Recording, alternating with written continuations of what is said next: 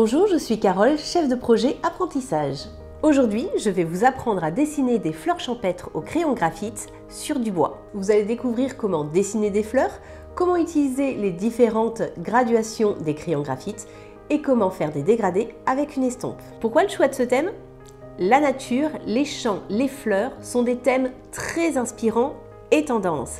Et les dessiner sur du bois, c'est très original comme support. Pour réaliser ce dessin, vous allez avoir besoin d'un lot de supports en bois rond, d'un set de 4 crayons graphite allant du HB au CB, une gomme mie-de-pain, une gomme blanche, un taille-crayon, une estompe, un bloc de papier calque format A4 et d'une assiette environ 22 cm de diamètre. Et c'est tout. On va commencer par les exercices. Premier exercice, je vais vous expliquer la différence des graduations des mines des crayons graphite. Tout simplement, sur les crayons graphite, vous avez une numérotation sur la dureté de la mine. Dans le set de 4 crayons Monali, vous avez un HB, un 2B, un 4B et un 6B. Le HB correspond à un crayon qui est neutre. H, cela correspond à hard, sec, un crayon sec. B, à bold. C'est quelque chose qui est plus gras. Je vais vous montrer sur le papier à quoi correspondent justement ces différentes graduations. Si je prends le HB, ce que je vous disais, c'est un crayon neutre. Je vais prendre maintenant le 2B. Vous voyez déjà, même avec la même intensité de mon trait de crayon, j'ai quelque chose d'un petit peu plus foncé. Le 4B et le 6B. Vous voyez déjà, au niveau de l'intensité du gris, on a quelque chose de doux jusqu'à quelque chose de beaucoup plus foncé. Si maintenant j'essaye de les estomper juste avec le doigt, vous allez voir que le HB s'estompe un petit peu, le 2B beaucoup plus, le 4B encore mieux et le 6B beaucoup plus facilement. Plus vous avez une graduation qui va être de plus en plus grasse, plus vous allez pouvoir estomper facilement votre coup de crayon. Comment utiliser l'estompe pour avoir un beau dégradé? Je prends mon crayon HB, je crayonne un peu et je vais essayer de dégrader déjà juste mon coup de crayon. Vous voyez, là j'ai forcé un peu ici et là je fais quelque chose de plus léger. Je peux dégrader et estomper avec mon doigt, mais pour des endroits aussi plus fins et quelque chose de quand même plus harmonieux, l'estompe, ce petit outil magique, est bien plus pratique. J'ai un dégradé. Parfait. Je vous montre maintenant par exemple avec le 6B. Vous voyez tout de suite que mon gris est beaucoup plus intense. Ça glisse aussi bien mieux sur le papier évidemment. Plus votre mine est grasse, plus on a quelque chose qui glisse facilement. Je reprends mon estompe. Et vous voyez, ça s'estompe encore plus facilement que le HB et je peux l'emmener beaucoup plus loin. Je vais vous montrer maintenant la différence entre les deux gommes, la gomme mie-de-pain et la gomme blanche. On va prendre notre crayon HB, je crayonne une zone. La gomme blanche, ça va être vraiment pour gommer, retirer mon trait. Alors attention, évidemment, une gomme blanche s'use et me fait plein de petites peluches. Et vous voyez, gomme blanche, je n'ai plus rien du tout. La gomme mie-de-pain, si j'essaye de gommer, ça s'en va un petit peu moins bien. Alors, sur le HB, ça va. Quand je vais être sur le 6B, ça sera un peu plus dur. L'avantage de la gomme mie-de-pain, c'est que déjà, c'est une gomme qui est complètement molle, comme de la pâte à modeler. Donc, je peux l'affiner, avoir quelque chose de très fin. Et là, ce qui va m'intéresser comme exercice, c'est de pouvoir juste estomper aussi mon coup de crayon sans forcément le gommer. Et vous allez voir que pour travailler les lumières dans nos fleurs, ça va être très utile. Nous avons fini les exercices et maintenant on passe à la réalisation. On prend notre petite planche ronde en bois et on va lui tracer un petit rond.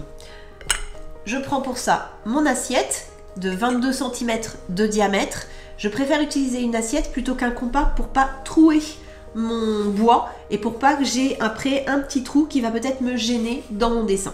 Je pose mon assiette à peu près centrée avec mon crayon HB. Je marque bien tout mon tour. Nous allons faire tout notre dessin, toute la composition sur le bois avec uniquement pour l'instant le crayon HB. Une fois que la composition nous plaira, on pourra travailler avec les différentes graduations, les différents crayons pour avoir nos dégradés et les estomper par la suite. On va commencer pour la composition à faire d'abord une grosse fleur. On va la poser évidemment sur notre cercle. On va commencer par un pétale un peu ouvert.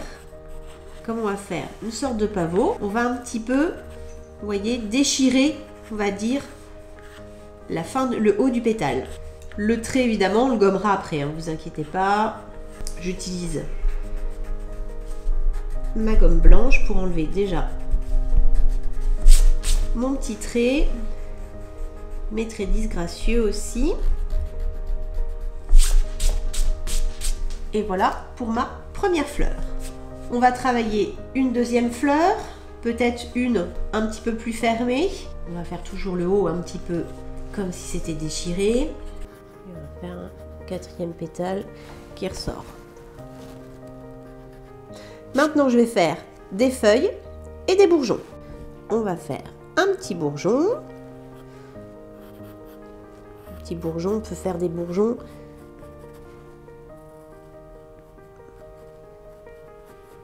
qui redescendent. Ça pourra créer quelque chose d'un peu plus dynamique. Les tiges. On va enlever le tracé du rond qui va nous gêner aussi. On va en faire bien sûr sur le bas. On va essayer d'alterner entre des feuilles ou des bourgeons qui sortent de l'extérieur du rond ou qui soient plutôt vers l'intérieur. Entrelacer d'autres tiges, alterner aussi des petites feuilles comme des plus grosses. On va faire un dernier bourgeon. Un petit bourgeon ici. Et puis on va faire une dernière petite feuille.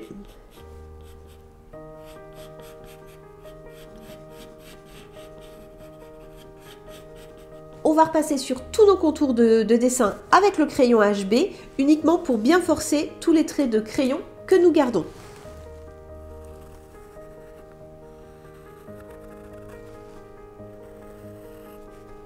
Maintenant que tout notre dessin est bien fait, on va pouvoir faire nos dégradés et utiliser les autres crayons graphite.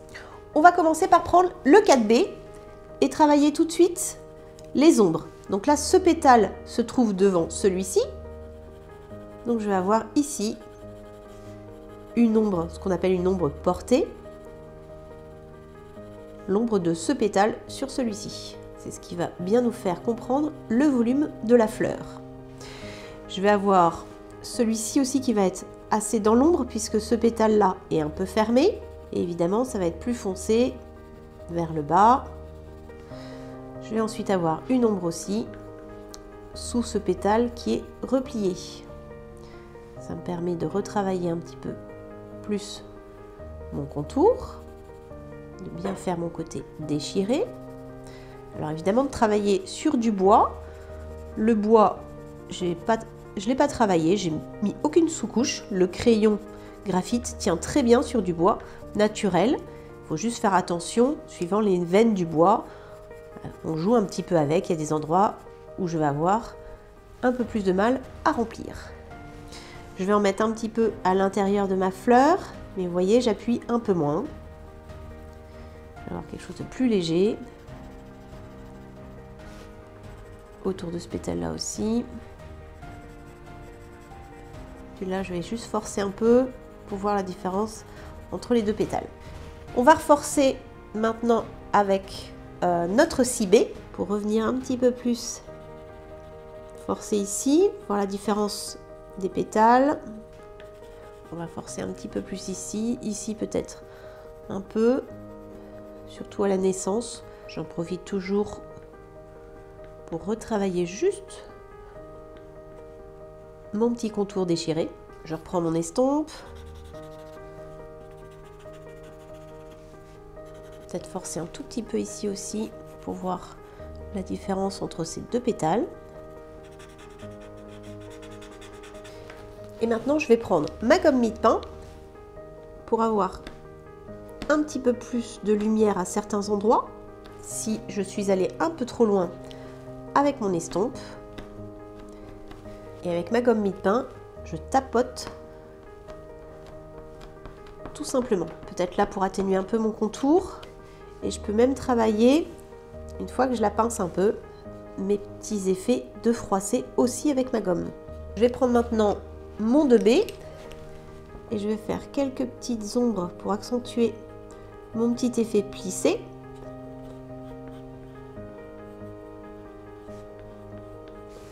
On va travailler un petit bourgeon, on va prendre notre 4B et on va forcer sur un côté.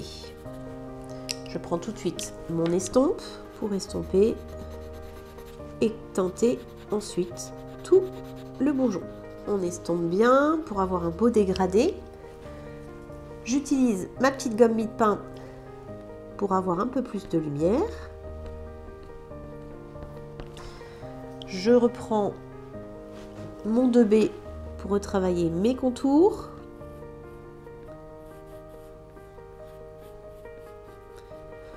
On va faire la tige de la même manière. Je prends mon 4B, je vais la grossir un peu ma tige maintenant. Avec ma petite gomme mie-de-pain, j'éclaircis un côté. Je reprends mon 4B pour forcer à certains endroits ce trait. Et avec le 2B, on va faire des petits poils sur les petits bourgeons des coquelicots. On a l'impression que c'est un petit peu velu. On reprend notre petit 4B. On va être toujours sur un côté. Alors attention, essayez d'être logique au niveau de votre lumière. C'est sur le côté gauche, sur le bourgeon, que j'ai travaillé mon ombre. Donc ça va être aussi sur le côté gauche de la feuille, bien évidemment. Je prends tout de suite mon estompe et je viens estomper ce que je viens de mettre. Je prends ma petite gomme mie-de-pain. Je viens remettre un petit peu de lumière. Je vais venir forcer un petit peu avec un 6B et aussi travailler pendant que j'y suis le côté de ma tige. Juste un côté et à côté je travaille juste avec l'estompe. Ensuite je prends mon 2B et je vais venir faire mes nervures. Et voilà, maintenant que je vous ai montré comment faire une fleur, comment faire un bourgeon, comment faire les feuilles, je vous laisse continuer toute la suite. Maintenant on va habiller juste un tout petit peu ce petit tour. On va prendre le crayon 6B, on va gommer juste le début de notre rond. Je vais faire des petits points. On va faire un petit trait, petit point. Je vais gommer encore. Là, amusez-vous, hein, faites les petits dessins que vous voulez. Je vais faire encore deux petits points. Et ensuite, la ligne entière. Et là, je suis avec le crayon 6B, vous l'aurez deviné, pour avoir un gris aussi foncé. Le contour est maintenant terminé. On va passer au lettrage central. Pour le lettrage, vous écrivez sur votre ordinateur le mot que vous souhaitez avec la typo que vous souhaitez. Et ensuite, vous l'imprimez sur du papier classique en effet miroir. Petite astuce, imprimez-le en plusieurs tailles au niveau de votre lettrage pour être sûr, une fois que vous l'avez imprimé, d'utiliser la bonne taille pour votre mot. Ici, j'ai écrit Home et c'est le premier que je vais utiliser qui va être le plus adéquat pour la taille de mon dessin. On prend une feuille de calque qu'on vient positionner sur notre mot. Pour dessiner sur le papier calque, prenez bien un crayon gras. Donc là, je prends un 2B, mais surtout pas un HB ou un 2H ou même un 4H. Le crayon trop sec ne se transférera pas sur votre papier par la suite ou là, même sur notre bois. Je passe avec mon crayon sur les contours de mon lettrage. J'ai fini de décalquer mon mot. Je retourne bien mon calque. C'est pour ça que c'est important de l'imprimer à l'envers. Je positionne bien mon mot. Et là, vous pouvez utiliser n'importe quel crayon, même un crayon de couleur. Ça n'a aucune importance. Je vais repasser exactement sur les mêmes traits. En vérifiant bien que mon crayon du dessous se transfère bien sur mon bois. Je vous conseille de poser une feuille pour pouvoir poser bien votre main et travailler comme ça sans problème. On va repasser partout avec le 2B. Là, je passe un petit coup d'estompe sur tout mon crayon, sur toutes les lettres, pour avoir un coup de crayon bien homogène. Dernière étape, on prend le crayon 6B pour pouvoir mettre également une petite ombre dans le lettrage. Si la différence entre votre crayon 2B et votre coup de crayon 6B pour avoir une petite ombre n'est pas assez franche, n'hésitez pas à passer votre gomme mie-de-pain un petit peu partout pour adoucir la couleur du 2B. Et ainsi, votre ombre sera beaucoup plus franche. Et voilà, c'est fini pour aujourd'hui. J'espère que vous êtes fiers de votre création. Et maintenant que vous savez faire ce beau projet, vous pouvez le décliner sur d'autres formats, avec d'autres fleurs et d'autres mots, pour pourquoi pas les offrir à vos proches. Et si vous souhaitez d'autres idées et d'autres conseils, n'hésitez pas à nous retrouver sur notre site internet cultura.com, sur nos réseaux sociaux et bien sûr dans nos magasins et nos espaces d'apprentissage. À bientôt! Cultura, la culture avec un grand A.